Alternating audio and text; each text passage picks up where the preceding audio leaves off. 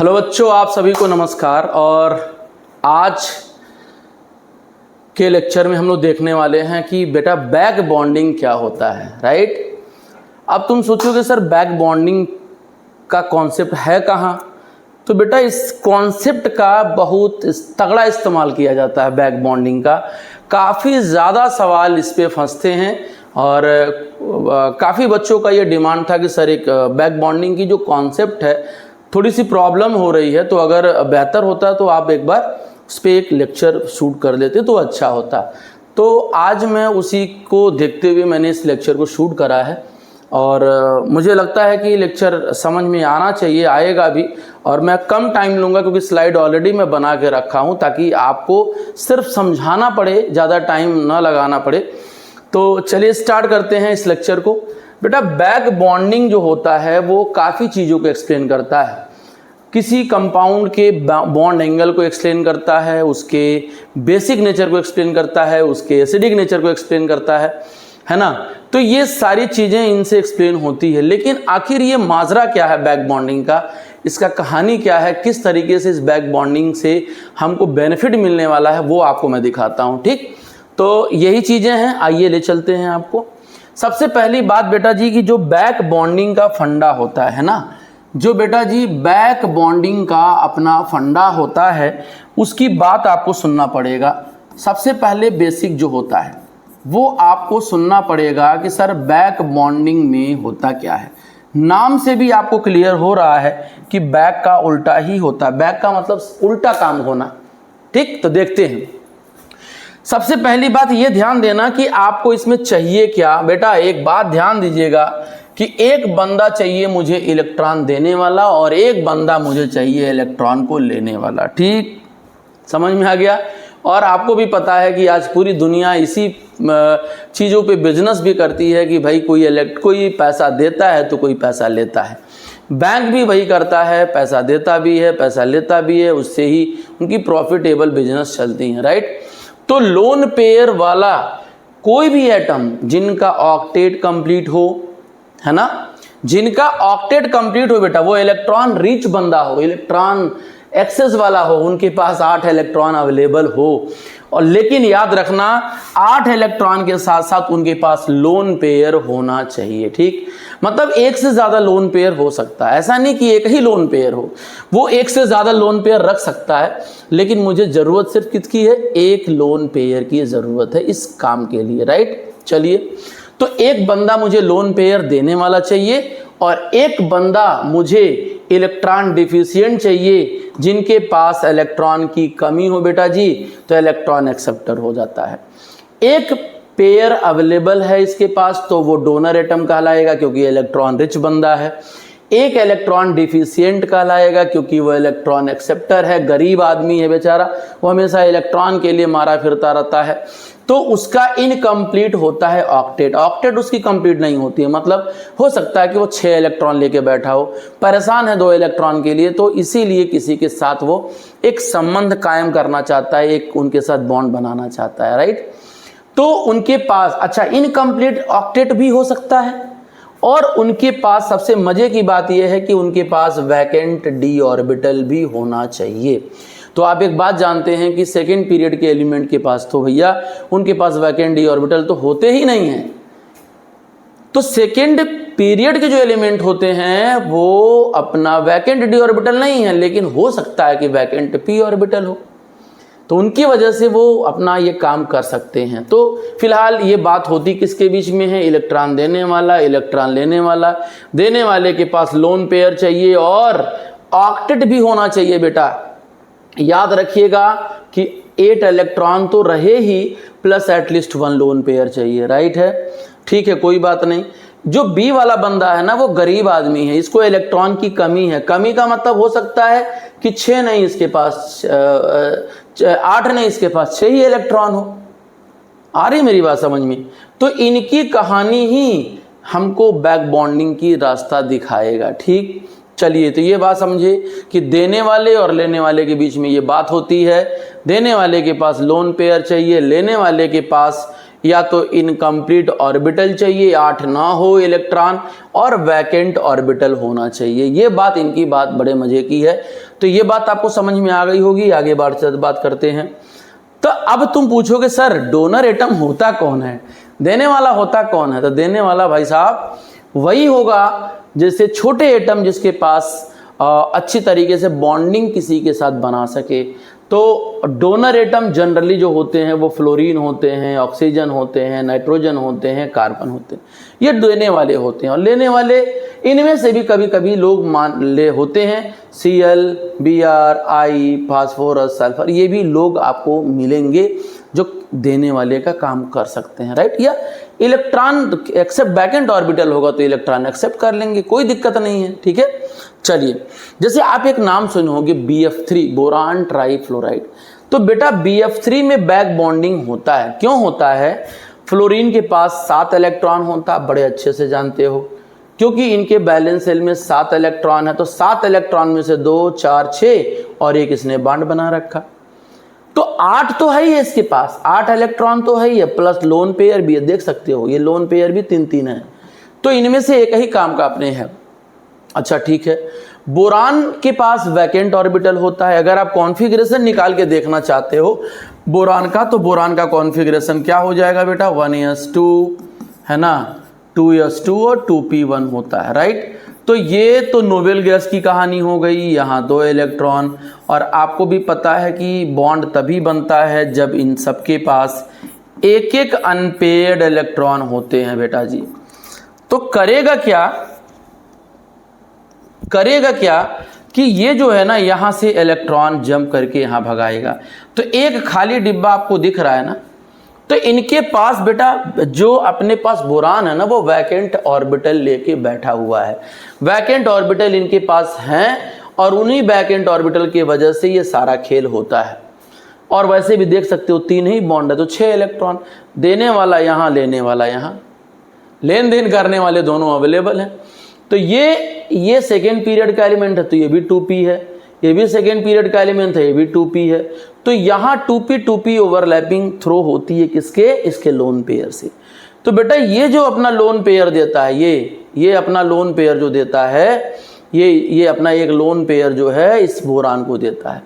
जैसे ये देता है वैसे दूसरा वाला भी देगा, वैसे ये भी देगा। तो ये खुद उल्टा ही अपना इलेक्ट्रॉन फ्लोरीन अपना इलेक्ट्रॉन बोरान को दे रहा है।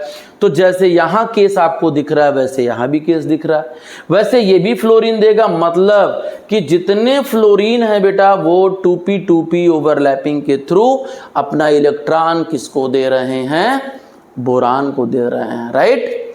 तो ये कहानी होता है सेम। तो इन सारे लोगों ने इन काम के लिए पार्टिसिपेट किया। तो इसका हाइब्रिड जो होता है उसमें क्या होता है बेटा? सबके पास डैश डैश डैश दिखा दिया जाता है।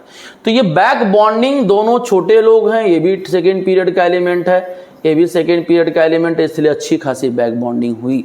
यानी बोरान की जो इलेक्ट्रॉन की कमी थी वो फ्लोरीन ने कंप्लीट किया, उनकी जो भूख है वो फ्लोरीन ने मिटाई। बोरान को किसी और के पास जाने की जरूरत नहीं हुई। तो ये बैक बॉन्डिंग कहलाता है, राइट। आते हैं और बात करते हैं आपसे। तो ये मैंने आपको पहले ही समझा दिया है। सेम इसी तरीके से बेटा जी आप PF3 की कहानी देख रहे हो। PF3 की फ्लोरीन के पास देखो एक सिग्मा बॉन्ड होता है। तो एक बात बताओ, फ्लोरीन के पास तो बैकेंट d ऑर्बिटल नहीं है, कोई बात नहीं है, लेकिन P के पास तो वैकेंट ऑर्बिटल है। P के पास भाई P के बैलेंस शेल में कितना इलेक्ट्रॉन होता है? 285 होता है, 5 बैलेंस इलेक्ट्रॉन होता है। तो देखो 1 2 3 4 5, तो 5 में से 3 तो इसने बॉन्ड बना रखा, 3 तो बॉन्ड, 1 2 3 बॉन्ड बना रखा। अरे भाई फास्फोरस का कॉन्फ़िगरेशन निकाल लो, क्या दिक्कत है बेटा? 1s2 2s2 2p6 3s2 3p3, यही तो हमने बोला बेटा। ये तो रहे नोबेल गैस वाले लोग, इनको तो हमको छूना नहीं है।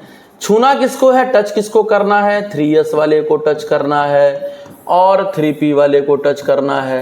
लेकिन एक बात बताओ, क्या हम झोला खाली रख सकते हैं 3D का? बिल्कुल रख सकते हैं। सर ये भी तो रख सकते हैं, क्योंकि खाली 1 2 3 4 5 खाली डिब्बा होता ही है फ्लोरीन फास्फोरस के पास वैकेंट ऑर्बिटल, क्योंकि पी जो होता है ना फास्फोरस 3rd पीरियड का बंदा होता है, तो इनके पास खाली है।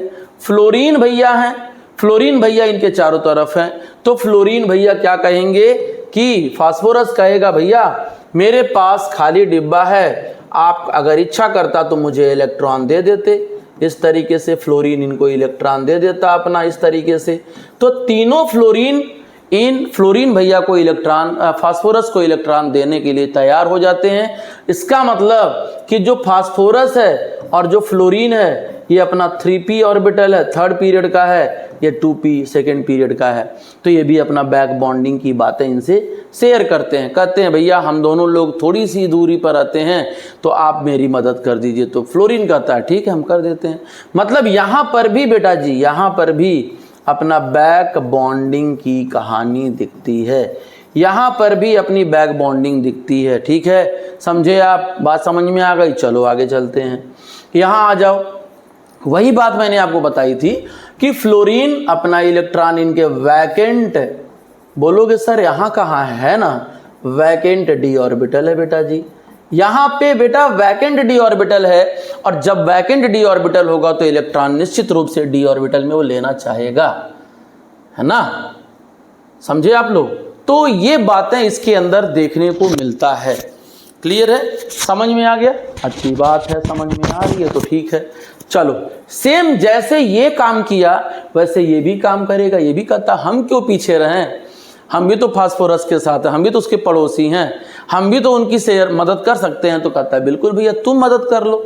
फिर 3rd वाला कहता है हम भी करेंगे, तो ठीक है सारे लोग मदद करते हैं। तो ऐसे तरीके से बैक बॉन्डिंग होती है। लेकिन सवाल ये उठता है कि एक बात बताइए सर जी कि BF3 और PF3 में अच्छी बैक बॉन्डिंग कौन करता है? इन दोनों में बेटा अच्छी बेटर बैक बॉन्डिंग कौन करता है? तब मामला आता है साइज पे, तब मामला आता है साइज पे। साइज वाली मामला बताइएगा कि अच्छी सी बैक बॉन्डिंग कौन करेगा, कौन बीच वाले एटम की भूख जल्दी मिटाएगा, ये होती है बात। तो बोरान कहता है यार, फ्लोरीन आपस में बात करते हैं, फ्लोरीन कहता है बोरान से, बोरान कहता है फ्लोरीन से कि भाई साहब हम दोनों लोग एक ही घर में रहते हैं, आप भी 2nd पीरियड में रहते हैं, हम भी 2nd पीरियड में रहते हैं। लेकिन फास्फोरस फ्लोरीन से कहता है कि यार फ्लोरीन तुम तो 2nd पीरियड में रहते हो, हम 3rd पीरियड में रहते हैं, तो जाहिर सी बात है हम उस तरीके से तुम्हारी मदद नहीं कर पाएंगे जैसे फ्लोरीन बोरान का करता है। ठीक, इसका मतलब कि 2p जो पाई बॉन्ड बनता है, 2p पाई वो 2p पाई 3d पाई से बढ़िया बॉन्ड बनता है। आप केमिकल बॉन्डिंग में पढ़े होंगे। इसका मतलब बैक बॉन्डिंग जो होगा बेटा जी, जो BB होगा वो सबसे बढ़िया BF3 में होगा और PF3 के अंदर कम होगा। क्यों? क्योंकि आपको बड़े पहले से पता है, बड़े शानदार तरीके से आप केमिकल बॉन्डिंग में पढ़े होंगे अपने अपने टीचरों से कि 2p pi bond is stronger than 2p pi 3d p पाई। ऐसे होते हैं बेटा जी, ये आपकी कहानी है। तो ये हम कह सकते हैं कि ये अपना स्ट्रेंथ ऑफ बैक बॉन्डिंग होता है, right? Strength of back bonding अपना होता है बेटा जी। क्लियर है? बात समझे? आगे बढ़ते हैं। ठीक है, आ जाओ। ये तो बैक बॉन्डिंग की सिचुएशन रहे, सारी बातें रही, लेकिन यार इसका यूज कहाँ होता है? एप्लीकेशन तो जान चुके आप, लेकिन इनका यूज कहाँ होता है? बैक बॉन्डिंग का काम कहाँ है? काहे लिए लाया गया बैक बॉन्डिंग को? किस काम के लिए है भाई? हमारी केमिस्ट्री में इनकी जरूरत क्या है? जरूरत है,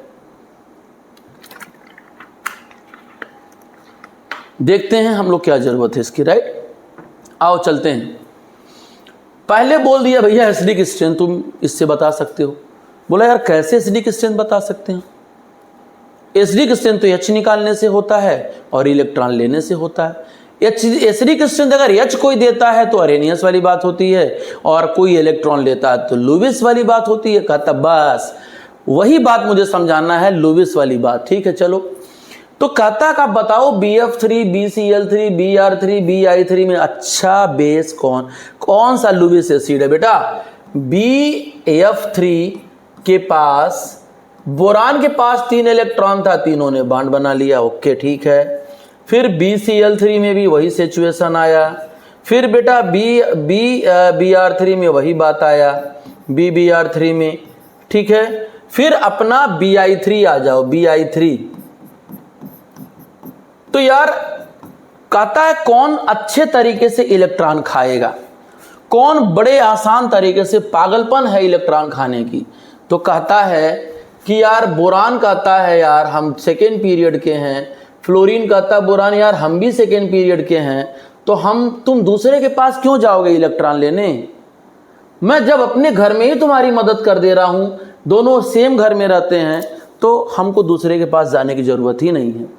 इनका पेट यहीं से भर गया। Cl कहता है यार हम थर्ड पीरियड का हैं, और ये कहता है हम सेकेंड पीरियड का हैं। Br कहता है हम फोर्थ पीरियड के हैं, और बोरान तो सेकेंड पीरियड का है। आयोडीन कहता है हम फिफ्थ पीरियड के हैं, बोरान कहता है हम सेकेंड पीरियड के हैं। तो n प्रिंसिपल क्वांटम नंबर जितना ज़्यादा आएगा, ओवरलैपिंग पुअर होगी, इलेक्ट्रॉन की कमी हो जाएगी, तो वो जाएगा ही किसी के पास इलेक्ट्रॉन खाने। तो यहाँ पे बॉन्डिंग बहुत अच्छी होती है, बैक बॉन्डिंग बड़े शानदार होते हैं बेटा। यहाँ बैक बॉन्डिंग बहुत शानदार होता है, क्योंकि दोनों सेकेंड पीरियड के हैं, एक थर्ड एक सेकेंड, एक फोर्थ एक सेकेंड, एक 5 एक।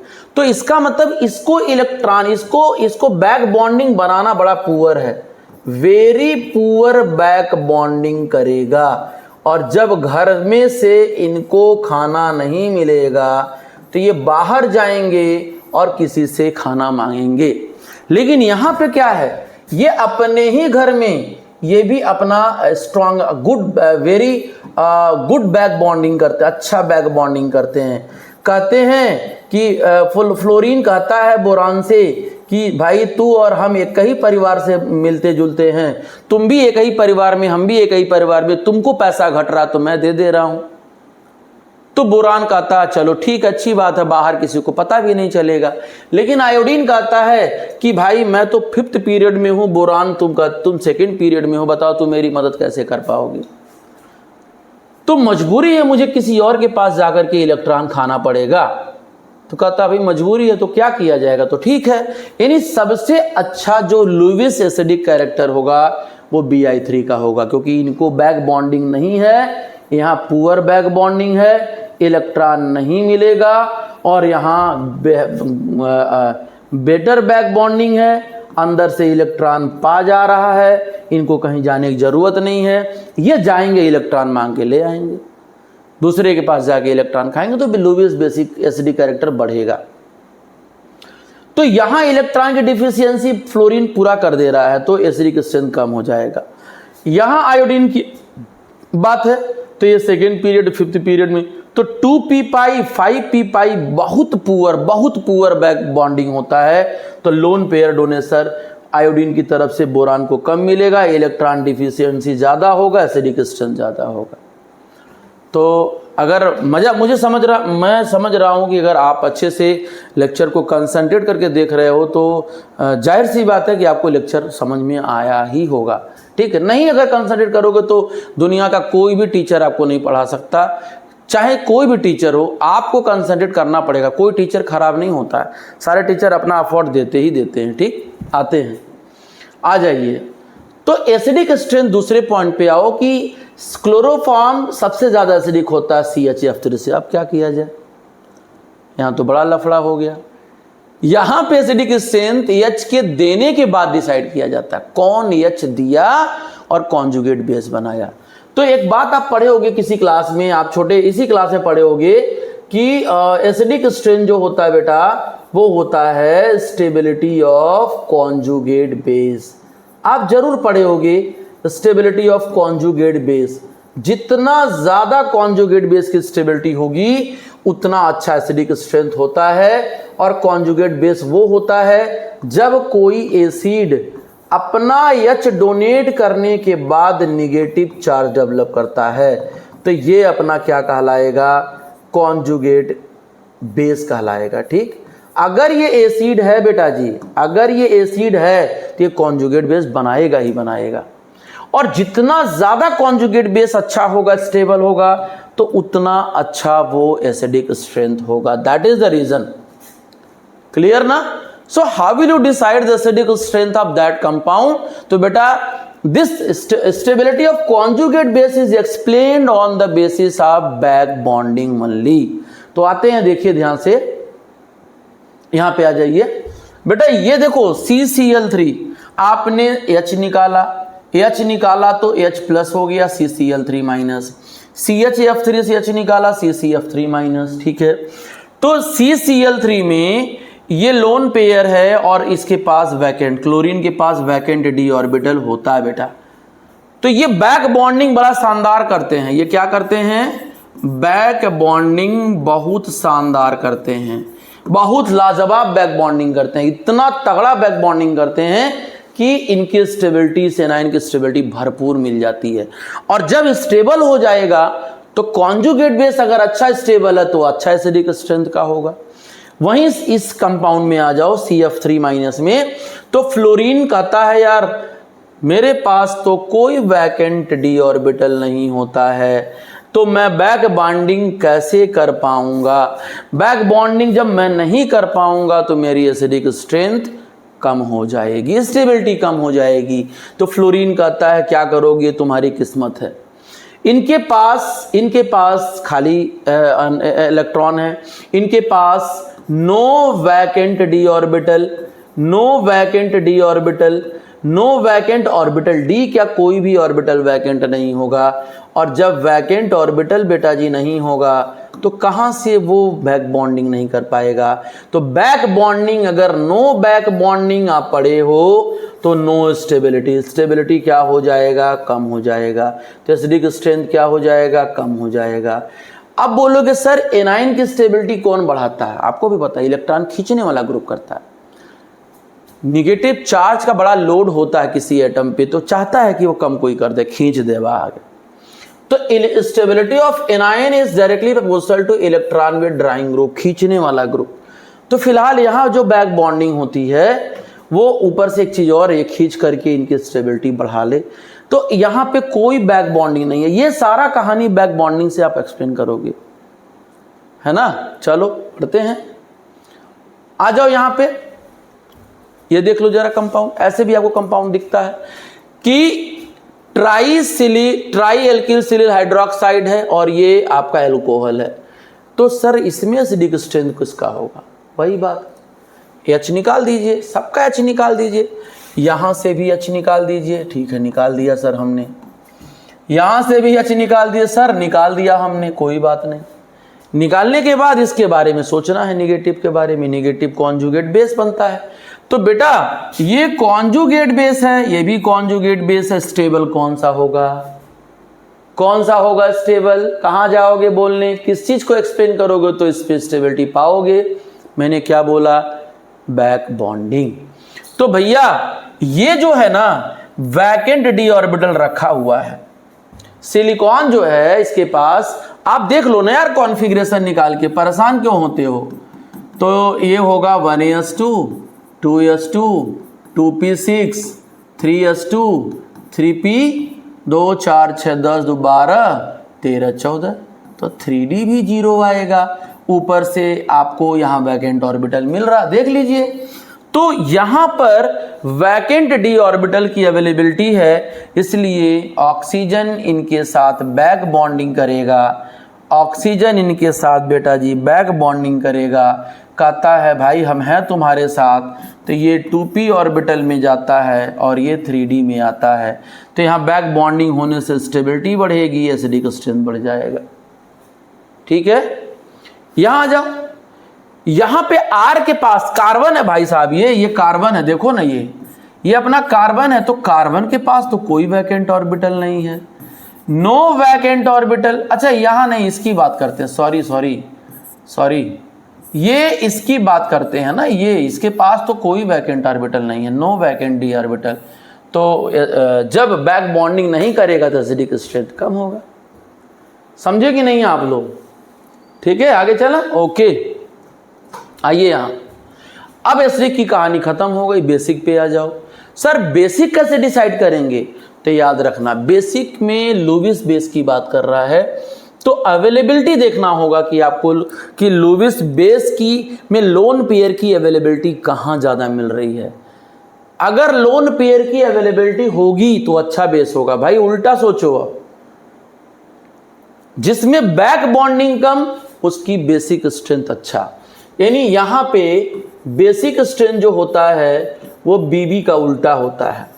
जो बेसिक स्ट्रेंथ होता है बेटा जी वो बीबी का उल्टा होता है। देख लो, जो बेसिक स्ट्रेंथ होता है वो बीबी का उल्टा होता है। यानी मुझे लोन पेयर अब चाहिए, देना नहीं है भैया। जब बैक बॉन्डिंग में लोन पेयर चला जाएगा तो हम दो दे नहीं पाएंगे ना।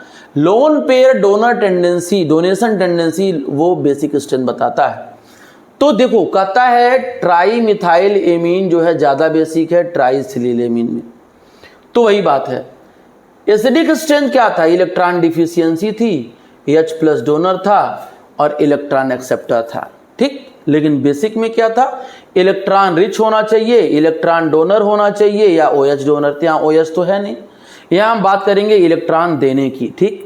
OH है नहीं। तो यहाँ पे बेटा सिलील की बात अगर करोगे, यहाँ देख लो, अगर मान लो हम इसकी बात समझा दो थोड़ा डिटेल। यहाँ पर H है, ठीक है, यहाँ पर H है, यहाँ पर H है, और इनके पास आपको भी पता है कि वैकेंट d ऑर्बिटल होता है। तो नाइट्रोजन का जो इलेक्ट्रॉन है ना वो बैक बॉन्डिंग करने चला जाएगा। वो नाइट्रोजन जो है अपने घर में ही खुश रहता है कि भाई हम दूसरे की मदद कर दें। तो यहाँ लोन पेयर की अवेलेबिलिटी कम होगी, less availability of lone pair, less availability of lone pair electron, ठीक है। तो हमको बेसिक नेचर नहीं मिलेगा, दे ही नहीं पाएगा। जब उसके पास बटल ही नहीं है, हैया नहीं बा, तो लोन पेयर देगा कहां से। It will not donate the electron to other person because the lone pair is donate to the central vacant d orbital of silicon. Okay, now here you can see in the nitrogen containing, beta you can see here carbon is second period element, as you know carbon is the second period element. So carbon having no vacant d orbital, no vacant orbital, not d only, no vacant orbital, ना तो वो p में होता है ना तो d में होता है। तो भाई कहां से लोन पेयर ले पाएगा वो लोन पेयर कहां से लेगा। नाइट्रोजन कह रहा नहीं मैं दूंगा तुमको, मैं तुमको इलेक्ट्रॉन देना चाहता हूं, लेकिन वहीं कार्बन लाचार है, परेशान है कि मेरे पास तो कोई खाली डिब्बे नहीं है, खाली ऑर्बिटल नहीं है, तो मैं तुमसे इलेक्ट्रॉन लूंगा क्यों, मजबूरी है भाई किसी और को तुम जा दे दे। तो नाइट्रोजन कहता है ठीक है। तो इसीलिए यहां लोन पेयर अवेलेबल होता है। Availability of lone pair, availability of lone pair electron, इसीलिए इसकी बेसिक नेचर इससे ज्यादा होता है, ठीक है। ये अवेलेबल है, ये नहीं अवेलेबल है, ये बैक बॉन्डिंग में खर्च कर दे रहा है, ये नहीं खर्च कर पा रहा, किसी और की मदद कर रहा है बाहर जाके। ओके, आ जाओ, बॉन्ड एंगल कैसे डिसाइड करोगे। बॉन्ड एंगल बेटा, बॉन्ड एंगल पूछ रहा है कि BOH होल थ्राइस का बॉन्ड एंगल 120 डिग्री होता है और BOH होल 4- का बॉन्ड एंगल टेट्राहेड्रल है, तो आपको पता है टेट्राहेड्रल का एंगल कितना होता है। तो यहां पे देखो BOH में इसके पास vacant d orbital, vacant p orbital होता है, बोरान के पास वैकेंट ऑर्बिटल होता है। तो बेटा वैकेंट ऑर्बिटल में क्या करता है, ये लोन पेयर अपना इसके साथ बॉन्ड बना लेता है, ठीक, बैक बॉन्डिंग कर लेता, तो partial double bond character develop होता। और आपको पता है कि जब पार्शियल डबल बॉन्ड कैरेक्टर बेटा बढ़ता है तो बॉन्ड लेंथ कम हो जाता है, क्योंकि पार्शियल जो प्योर बॉन्ड होता है वो बड़ा होता है, फिर पार्शियल, फिर डबल, फिर ट्रिपल। तो हम की इसकी बात करना है। डबल बॉन्ड कैरेक्टर डेवलप हुआ तो बॉन्ड लेंथ क्या होगा, घट जाएगा, इनके बीच की दूरी घट जाएगी। वहीं पर यहां पर कोई no vacant orbital, no vacant orbital, कोई वैकेंट ऑर्बिटल नहीं होता है, इसलिए वो बैक बॉन्डिंग नहीं कर पाता है। तो ये 1 सिग्मा, 2 सिग्मा, 3 सिग्मा, 4 सिग्मा, ये sp3 शो करता है, और sp3 से उसका प्योर सिंगल बॉन्ड से बॉन्ड लेंथ बढ़ जाता है, ठीक। मजा आया, आगे आइए। बॉन्ड एंगल इनमें आ जाइए, NCl3, NH3, NF3। बहुत शानदार सवाल मैं बता रहा हूं आपको, बहुत शानदार सेलेक्टेड सवाल, आप ध्यान दीजिएगा। तीनों का डायग्राम बनाओ बेटा। पहले डायग्राम बनाने के बाद पहले बैक बॉन्डिंग सोचो थोड़ा सा कि क्या कहीं बैक बॉन्डिंग है। बेटा इन दोनों में बैक बॉन्डिंग नहीं है, यहां पे बैक बॉन्डिंग है। तो बैक बॉन्डिंग होने की वजह से इनका लोन पेयर डोनेशन में अवेलेबल हो जा रहा है। तो ये जो इलेक्ट्रॉन है वो हाइब्रिडाइजेशन में डिसाइड नहीं कर रहा है, यानी कितने बॉन्ड हो जाएंगे, 3 सिग्मा। तो वैकेंट डी ऑर्बिटल अवेलेबल है, बिल्कुल क्लोरीन के पास है। तो बैक बॉन्डिंग होगा, बिल्कुल होगा। तो हाइब्रिडाइजेशन क्या हो गया, sp2, क्योंकि 1 2 3 नहीं है, ये पार्टिसिपेट नहीं करता है, ठीक, इसलिए इसका ज्यादा। अब आइए इन दोनों में कोई बैक बॉन्डिंग नहीं है। एक लोन पेयर इसके पास, एक लोन पेयर इसके पास भी हाइड्रोजन, इसके पास फ्लोरीन।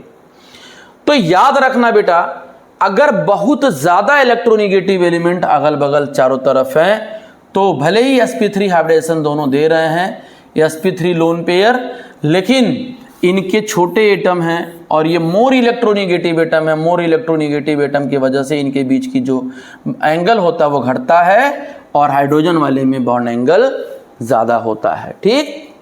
आइए यहां आ जाइए, देखो Cl2O, H2O, OF2 सारे ऑक्सीजन सेंटर वाले हैं, सेंट्रल एटम ऑक्सीजन है, सराउंडिंग एटम अलग अलग है बेटा। तो यहां देखो, यहां लोन पेयर है, बैक बॉन्डिंग करेगा, बिल्कुल सही बात है। बैक बॉन्डिंग करने से ये वाला लोन पेयर चला गया बैक बॉन्डिंग में, तो अवेलेबिलिटी 3 नहीं होगा, तो sp2 ले सकते हो, sp2 हो जाएगा। sp2 में 120 डिग्री से आसपास होगा, भले ही लोन पेयर लेकिन ज़्यादा ही तो होगा। यहाँ पे क्या है, ये बॉन्ड एंगल, ये देखो सारा, जब central atom same, lone pair same, तो सराउंडिंग एटम देखना पड़ता है। अगर मोर इलेक्ट्रोनिगेटिव एटम है तो उसका बॉन्ड एंगल कम होगा, और ज़्यादा लेस इलेक्ट्रोनिगेटिव एटम होता तो बॉन्ड एंगल ज़्यादा होगा। बैक बॉन्डिंग का कोई सहारा ही नहीं इसके अंदर है। स्ट्रक्चर पे बड़ा शानदार सवाल आता है, स्ट्रक्चर पे भाई साहब बहुत शानदार स्ट्रक्चर पूछता है। कहता है कि ट्राईमिथाइल एमीन जो होता है वो पिरामिडल होता है, ठीक है। ट्राईमिथाइल सेलिल जो होता है वो प्लेनर होता है। ऐसा कहाँ है भाई, देख लिया जाए।